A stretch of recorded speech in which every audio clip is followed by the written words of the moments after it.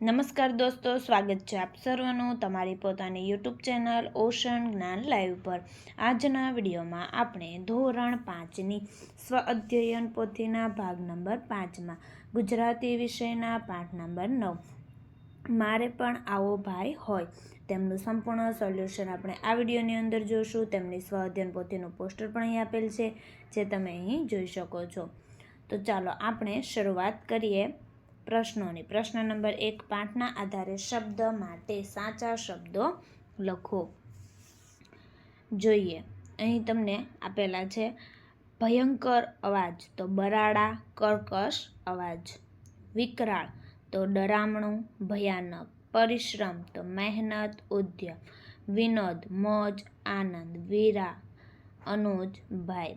વિદ્યાર્થી મિત્રો, હાલ તમે ધોરણ 5ની અંદર ભણી રહ્યા છો. નેક્સ્ટ તમે ધોરણ 6ની અંદર આવશો તો ધોરણ 6થી 8ના વિદ્યાર્થીઓ માટે તમારા સગા સંબંધીઓ, મિત્રો જે ધોરણ 6થી 8ની અંદર અભ્યાસ કરી રહ્યા હોય તેના માટે આ એક બ્રહ્માસ્ત્ર બેન્ચનું આયોજન કરેલ.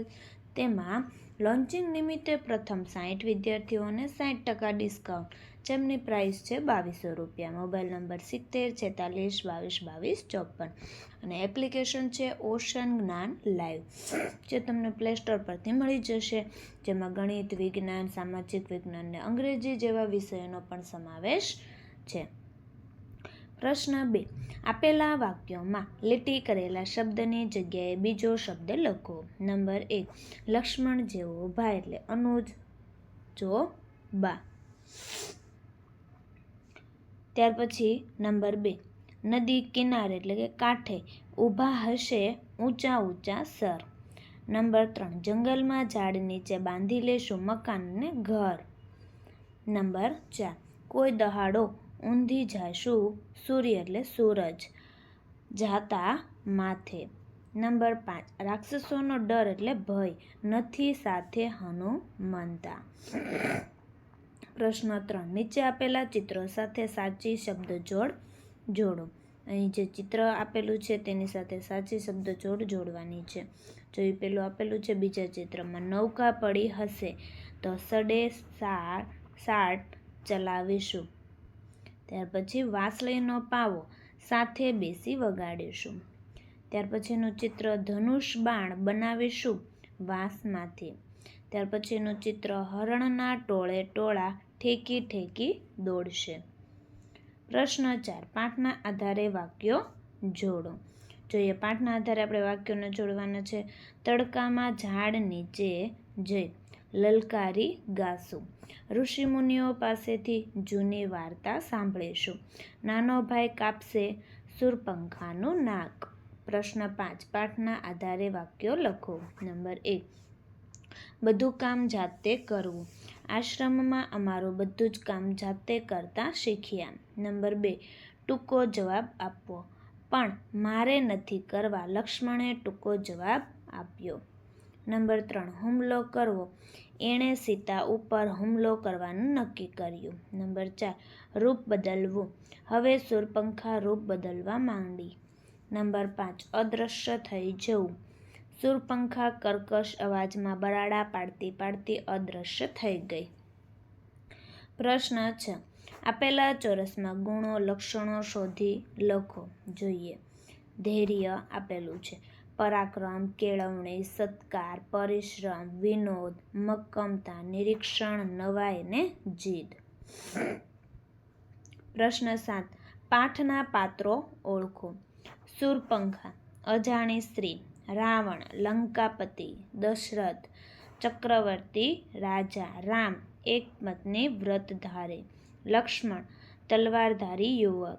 તાડકા રાક્ષસી. સીતા સુંદર અને સુશીલ. પ્રશ્ન 8, પાઠના આધારે સાચો ઘટનાક્રમ લખો. જોઈએ, તો પહેલો આવશે, રામ અને લક્ષ્મણ વિશ્વામિત્રના આશ્રમે ગયા. બીજું વાક્ય, શબ્દવેધી બાણ વડે તાડકાનો વધ થયો. ત્રીજું વાક્ય, રામ વનના લોકો પશુ પંખીઓ અને ઝાડવા વિશે શીખ્યા. નંબર 4, અજાણી સ્ત્રી વનમાં આવી.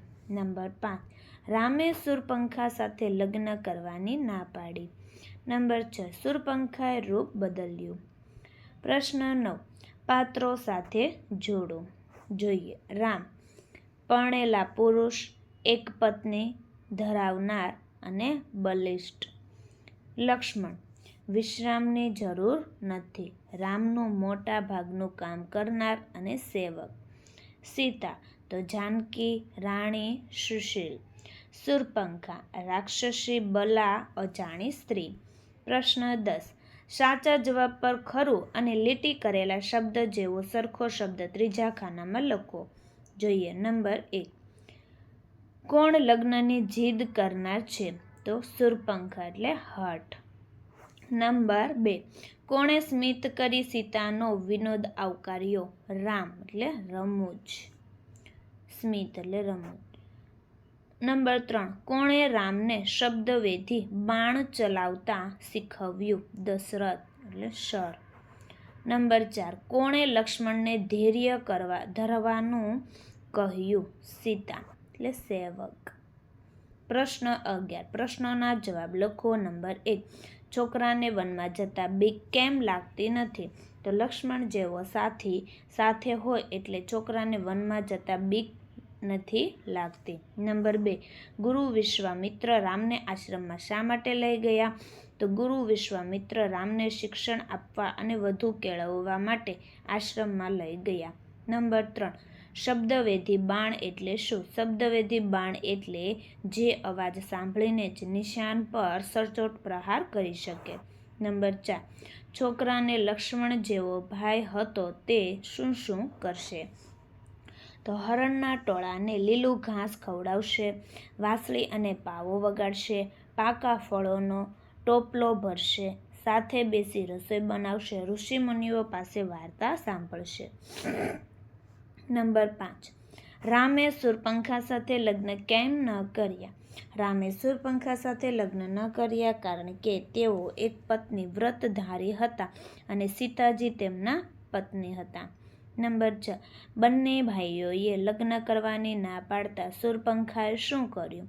બંને ભાઈઓએ લગ્ન કરવાની ના પાડતા શૂર્પણખા ક્રોધિત થઈ ગઈ અને તેણે સીતાજી પર હુમલો કરવાનો પ્રયત્ન કર્યો.